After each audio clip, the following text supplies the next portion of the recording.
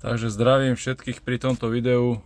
Bude to vlastne o tom, ako odmontovať volant trojramenný z auta Mini Cooper R50. Toto je už faceliftová verzia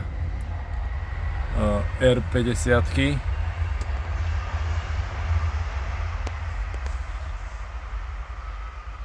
No a je to trojramenný volant, ktorý má ovládanie multifunkčný. No a ak by si náhodou niekto nevedel si poradiť, tak toto je vlastne taká rada. Je to v podstate jednoduchá vec. Stačí na to zatiaľ šrobovačík. Odmontováva s takým štýlom, že tu je taká malá dieročka, cez ktorú dáme šrobovák a zatlačíme strunku, ktorá nám povolí airbag. Najlepšie je na to plochý šrobovák, nie moc široký.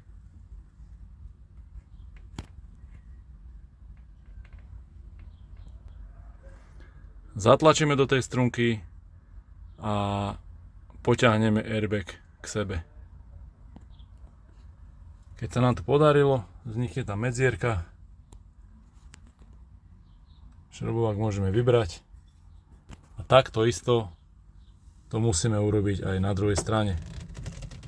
Čiže otočíme si volantom.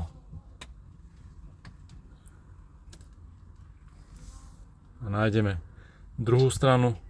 Tá je tu. A zase takisto šrobovák pichneme a zatlačíme do strunky. Keď nám to takto pekne vyskočilo, šrobovák už môžeme vybrať.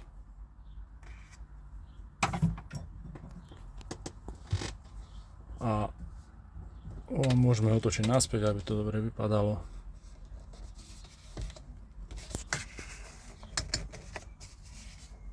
No a vlastne vyberieme si airbag a začneme s odpájaním. Samozrejme, keď toto ideme robiť, tak v prvom rade musíme mať odpojenú baterku. Minimálne minusový pól z baterky musí byť určite odpojený.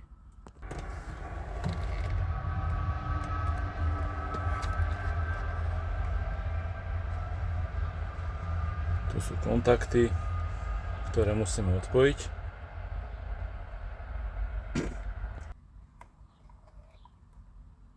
Kontakty sú odpojené. Môžeme si airbag odložiť.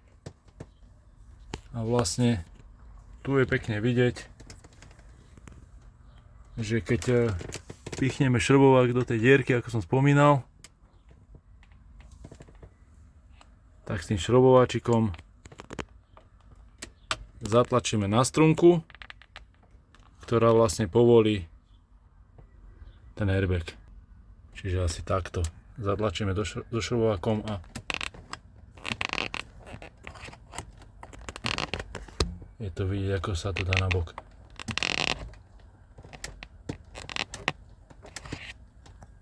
A to nám vlastne povolí.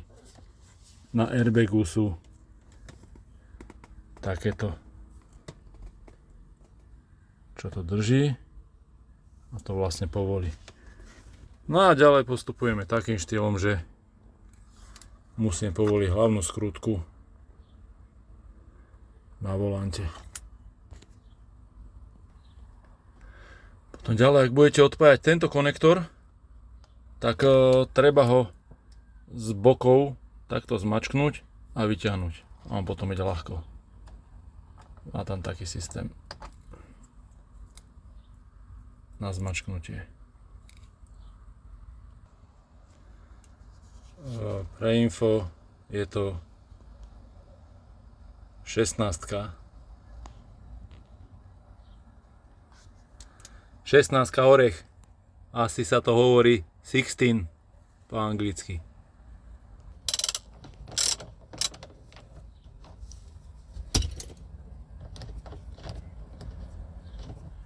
Je lepšie vybrať kľúč zo zapaľovania.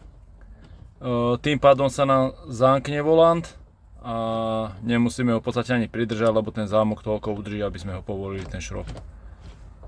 Vyšrobujeme ho von úplne.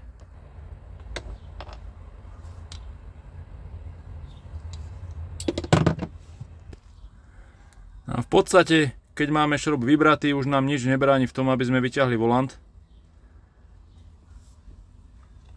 Ale akurát treba dávať pozor ešte na tieto kontakty a na tieto káble, pretože keď budeme vyberať volant, tak tie trošičku málo treba potiahnuť, alebo aby nedržali. Ešte som zabudol podotknúť jednu maličkosť, že keď je vlastne volant multifunkčný, ešte je tam aj ďalší káblik. Tento. No ale pri vyťahovaní ho treba tiež odpojiť, tento konektor z tejto zástrčky vlastne. Ale stačí len potiahnuť, nič tam netreba mačkať, nič netreba, stačí len potiahnuť. Čiže keď ťaháte volant, tak prakticky ono to drží slabúčko a vyberiete to pekne. Takže toto je celý figel, ako vybrať volant z Mini Coopera R50. Toto je konkrétne 2005, ale takýmto istým štýlom sa vyťahuje celkovo na R50, čiže aj R53, 52, 53. Je to jedno, či to je S-kový, alebo či to je kabriolet. Je to stále o tom istom. Takže dúfam, že toto video niekomu pomôže. Ak áno, tak budem rád a má to zmysel po tomto videu. Tak čaute.